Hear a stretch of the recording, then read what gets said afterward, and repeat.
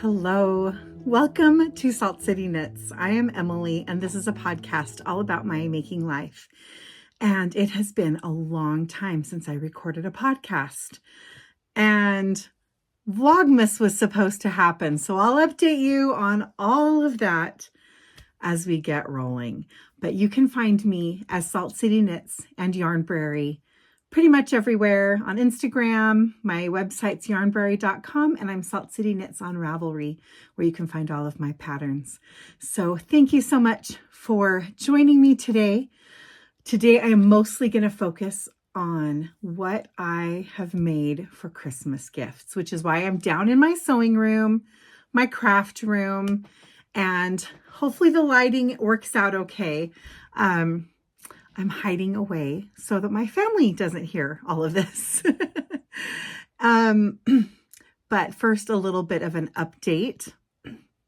I had originally intended on doing Vlogmas. I even recorded a couple of episodes, but I have been so ill, unfortunately, all month long. I am finally truly better, getting better. I mean, I'm mostly better. I have to clear my throat and occasionally have a cough left, but that's about it. Other than that, I am feeling like a human being again, and I am so glad. But oh my goodness, it's been rough. It has been really rough. I came down with a cold, and I had that for about a week. Then I got better, and I was fine. Or at least I kind of felt like it. I had a little bit of residual, but nothing major. We got to Thanksgiving, and then the day after Thanksgiving, I'm like, I am getting another cold, but oh my goodness, it was worse than that. And it very quickly turned into pneumonia. I have already talked about this on my Vlogmas, but I ended up on antibiotics, of course, lots of antibiotics, 2 different, very high-powered ones to kick the pneumonia. And then that just destroyed my system. The antibiotics, they did kick the pneumonia, but they sure made me ill. And it has taken me a long time to really be feeling like myself. So I am back. The great thing is that I really do finally feel so much better. And it's before Christmas. And I'm glad that I'm not still sick at Christmas, because that's what I thought was going to happen. So a lot of the things that I had planned on doing this month did not happen, and they aren't going to happen. And that, you know what, that is okay. I'm just letting go of a lot of the plans that I had made, but I am still happy that I have managed to finish a lot of things that I wanted to do for Christmas gifts.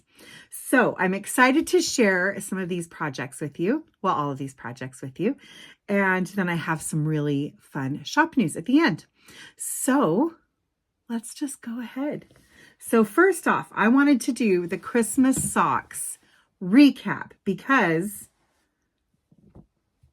I did finish all of the socks that I'm going to make.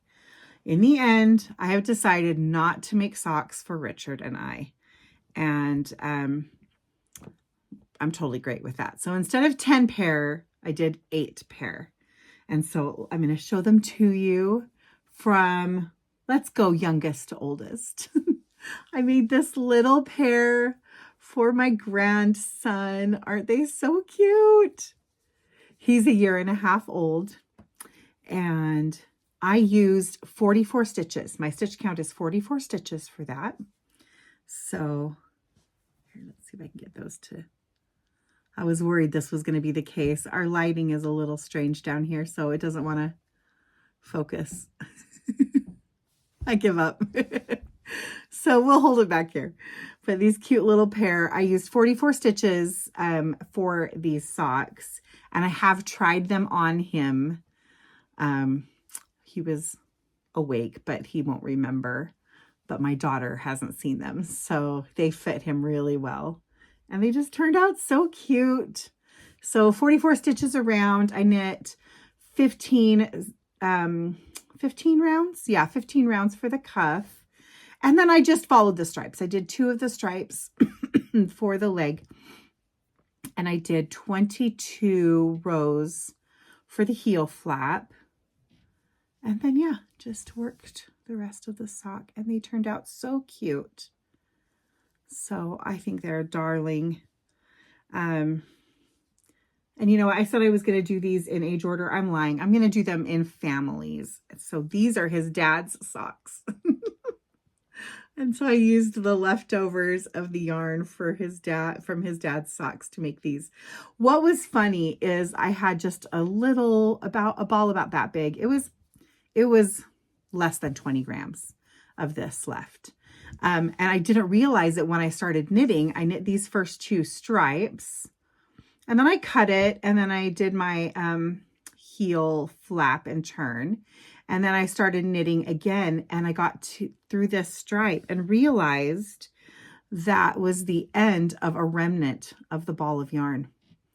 And this part was going in the other direction. So let's see if I can explain that. Actually, maybe it was clear back. Anyway, the pattern went this way and then this way.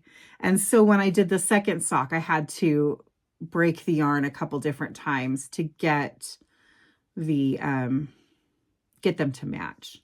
But it was no big deal, and I had enough, so that was good. But him and his dad, those are so fun. They're going to be matching. I think they'll love those. And then his mom, these are her socks. This yarn, by the way, is Emerald Isle. This is by P&W Purls, is the dyer for the self-striping. And then the red is my Christie colorway. Who was this one by? I remember that this colorway was called Seed Spitting Contest.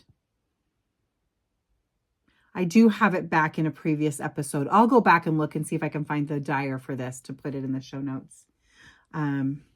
This was a really heavy fingering weight, almost sport weight yarn for these.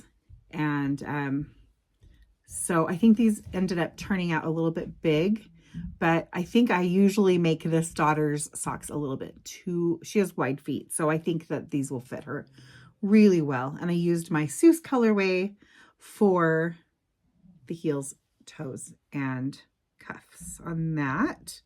So that's their family's socks. So really fun. All right, next, this pair is for my son's girlfriend, Jessica, and she has got teensy tiny little feet and ankles. I feel like they're definitely halfway between here and here. So this yarn is a Cozy Knitter self-striping, and I think it was called Bumbles Bounce. And again, used my Christie and my Seuss colorways for heels and toes and cuffs there. And then this pair is for my son Isaac. And this is a Hobbi Yarns Christmas sock wool, self-patterning. And then I used Mayflower, what was it called? Mayflower something. It was a Mayflower sock yarn that matched it really, really well, just to put the toe in. And I just used the self-striping for the heels and the cuffs as well. All right, then there's my son Ethan. This yarn is another P&W. No, this is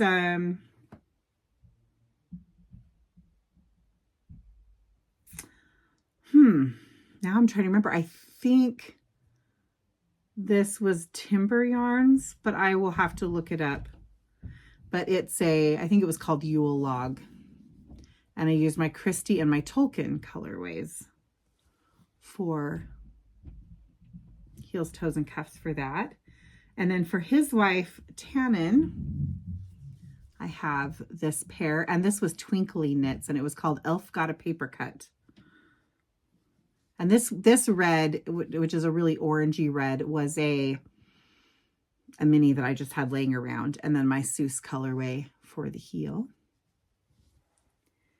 And then the last pair is for my daughter, Abby. This one I know is Timber Yarns, and it was called like Peppermint Candy Cane or Peppermint Twist Candy Cane, paired with my Christie colorway for heels, toes, and cuffs. So for the ones that, let's see, for these, which ones did I do this way? It looks like just these two pair. I did Afterthought heels. But for this pair, I did a flap and gusset. This pair, all the rest of them, I did a heel, flap, and gusset. So 8 pairs of Christmas socks, and I am happy that those are done. I would have made a pair for Richard, but honestly, I don't have another yarn for him. If you remember, I threw a pair away. I threw yarn away because I was so frustrated with it. It was another Hobbi Yarns Christmas sock wool. This came in a 3-pack. This was one of them.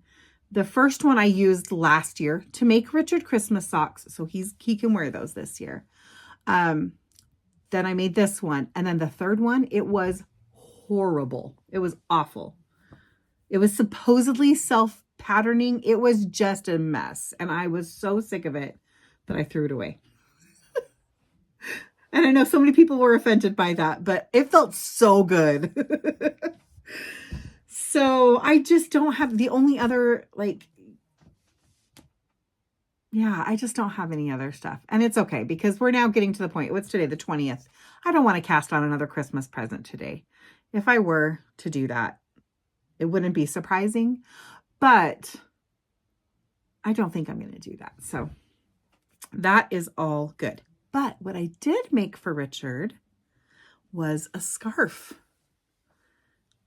When we came up with our Sanderson colorway, Richard definitely said, oh, this is my favorite of our colors. It's a rich cobalt blue with just a hint of, it is not looking the right color here. The closer I get it to the camera, the more it blows out and it looks purple, but it isn't purple. It's definitely a royal blue. It does have the tiniest hint of maybe a purple undertone, but not really. It's just royal blue. Anyway, so I was looking for a scarf pattern. I thought, why am I looking for a pattern? It's a scarf. You can just do whatever. So what I ended up doing is just alternating little, it's a 6x1 rib stitch. And then I have alternating garter stitch. Come on, let's see if it will focus. Garter stitch rows to there we go. Alternating there. And I just did a garter border around the edges of 3 stitches on either side and 3 rows at each end.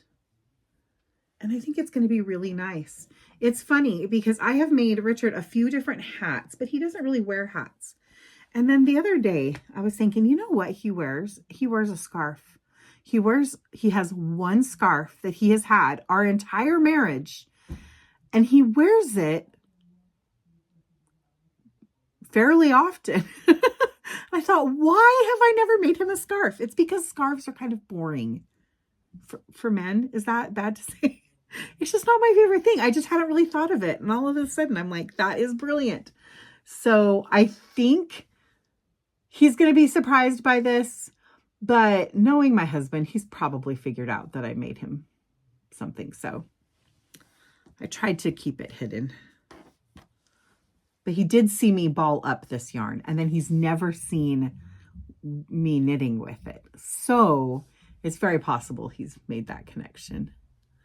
So that I finished. I knit that in like 3 days, but I knit all day. I was still not feeling super well, and he was gone. My daughter Abby had her concert. She sings with a choir, Millennial Choir and Orchestra. They are phenomenal. I'm going to put a link to their YouTube channel in the description box. You have to check them out. Oh my goodness, they are so good. So phenomenal. And he was volunteering with them. And so this was their performance week. So he was gone part of Sunday for setup and then all day, Monday, Tuesday, Wednesday. And so it was great because I could just work on that nonstop when he wasn't around, which is hard. When your husband works from home, it's hard to make surprises for him, you know?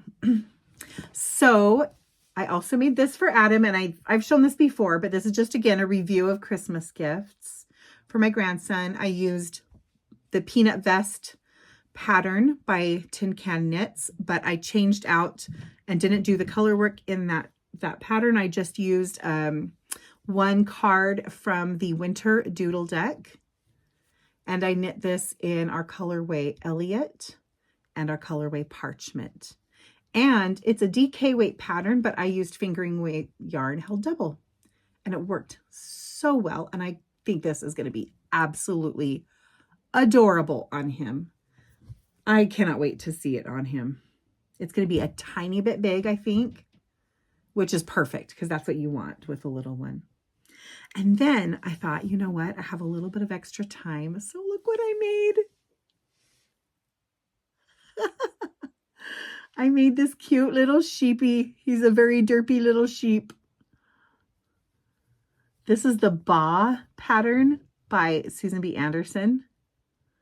And I think I overstuffed his body. He looks extra chubby and his arms look a little extra tiny. He's so cute.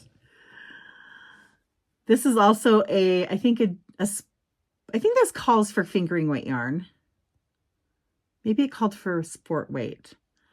But I ended up using fingering weight yarn, Parchment, and I held some Surrey alpaca with it.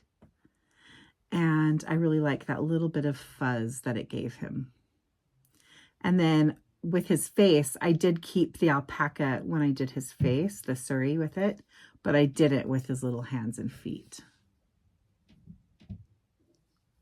And then I just had a little tiny scrap of the yarn from Richard's scarf that I used for this, and then a tiny little bit of my Gaskell colorway for the red. And he's got this cute little teeny tail, little bloopy tail. He's so fat and derpy, and his it's crooked. I don't know how I managed to make him so crooked, but I think he turned out so cute. So that'll be for Adam as well. This little fat little man. So cute. That is everything I made for Christmas, which is really honestly not a ton. I had plans to do way more. I had plans to do some sewing. I was going to make some pajama pants.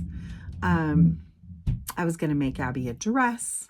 But if you're sick for weeks, you just can't do it. So I have just let go of those things, and it's okay. But one thing I did do, and I haven't received it yet, so I can't show it to you, but I made a cookbook for my family. I have been, over the last several months, whenever we're together, I just kind of have been asking them, oh yeah, you like this food, don't you? Or that's fun. Well, what's your favorite dessert? You know, and just trying to like kind of gather information from my family about what their favorite things are that are kind of the foods that are maybe not just unique to our family, but family favorites, if that makes sense. And none of them are super gourmet or, I don't know, exciting or anything to others, but they're favorites that we all love. And I am horrible at being able to tell somebody the recipe for something that I make, because I do most of my cooking I just don't do it that way. I cook like my mom and my grandma cooked. I cook where it's like a little bit of this and some of that, and, you know, a sprinkle and a tad and a lot, and until it's done, you know? And so I have been really working at trying to quantify and write instructions for the family favorite recipes. So a lot of them I do have recipes for when it comes to baking, other than bread baking, because bread baking, I mean, you can measure things, of course, but a lot of it is knowing what things look like, you know. But, you know, any other kind of baking and my candy making and things like that, I've got recipes for. A lot of desserts I have recipes for. But when it came to, you know, favorite soups or casseroles or sauces or things like that, you know, that was a little harder to do. So I did manage it, and I put together a cookbook for our family. And so hopefully it's going to get here in time. I used a cookbook maker website thing where you basically can put all your recipes in and then add them to your book and add pictures and, you know, switch up formatting and pick your binding and your cover and, you know, things like that. So I ordered those, and I'm just praying they get here before Christmas. I hope. I have not received a shipping notification yet, so I'm getting a little stressed, but it's my own fault because, again, I was sick, and so I was later than I intended to be on finishing up all the typing and formatting and everything that I needed to do. But if they don't arrive, I am going to print out the cover and put it in a card and say, this will be here in a day or two. You know what? My kids are awesome. They'll understand. Not what I wanted to have happen, but, you know, it's life. It's life. So that is everything that I did make for Christmas. And of course, we have some other gifts that we're going to be giving, but not a ton. We're keeping things very, very, very simple this year. And I am so grateful that I had the inspiration to do that early on in the year. I just decided this year, I want things to be simple. I want to focus on making memories with my family, and I want to focus on peace during the Christmas season. And that was a wise decision. All right, let's talk about some shop news. So I have I've shared the first 2 weeks of opening of the Christmas at Orchard House boxes on my couple of vlogs that I made. I'm going to put the 3rd week here at the end of this video. But I wanted to share that the sock pattern that came with my Orchard House Christmas box, which is called the Mix and Match March Girls Socks, I have published that pattern, and it is now available. And so I want to show you the 4 different sock patterns that come with it. It has 4 different simple cuffs and 4 different all over stitch patterns. So each inspired by one of the 4 March girls. So you can pick which cuff you want, which stitch pattern to make your own socks. So this one, let's put them in order. So this is Meg.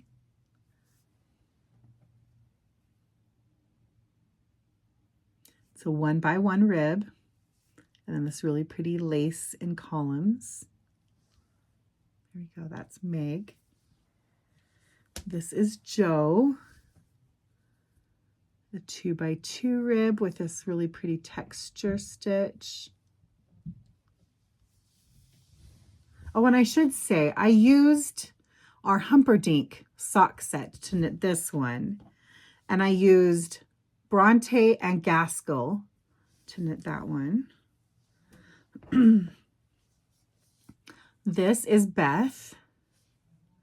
This is a 2x2 half twisted rib. So this is something that I really like, where you knit twisted rib and then you knit you alternate with twisted rib and not twisted to get a really pretty like braided texture. And then this really pretty lace. And this is Twain and Bronte. This is the Beth lace pattern. And then this one is Amy. And this has a little cabled rib. And then this really pretty lacy pattern. And that is our Handsome Enough to Tempt Me sock set. I did not design these socks with the sock sets from the Orchard House box because two reasons. One, I wanted to be able to publish the pattern without giving anything away. And two, the pattern was opened the very first before you open any of the weeks. The pattern was in there. And so I didn't want to give away what those yarns would look like. So I picked this palette. I still think it's a beautiful palette for designing. And then the sock sets that are in the Orchard House box will work really nice with any of these patterns. So the Mix and Match March Girls sock pattern is on Ravelry and at yarnbrary.com. So you can grab that, and it's great because you basically get 4 patterns in one. The other fun thing for shop news is that our final installment of the Hogwarts Mystery Club is happening in December, and we are actually going to just ship it out by the end of the month. I didn't list it until into December. Normally we ship out by the 25th of each month, but this one will just ship out by the end of December. So it'll go out the week between Christmas and New Year's. And for this one, it's Quidditch Through the Ages is the inspiration, and you can select which sock set you want. So each one of the sets will come with the same main color, but then the mini skein that comes with them will be inspired by the different Hogwarts houses.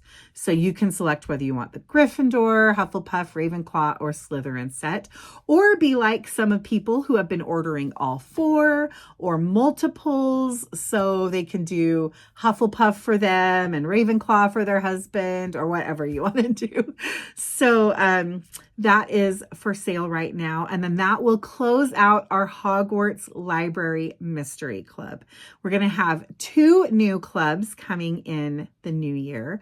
One will be a mystery and one will not be, but I will announce that next time.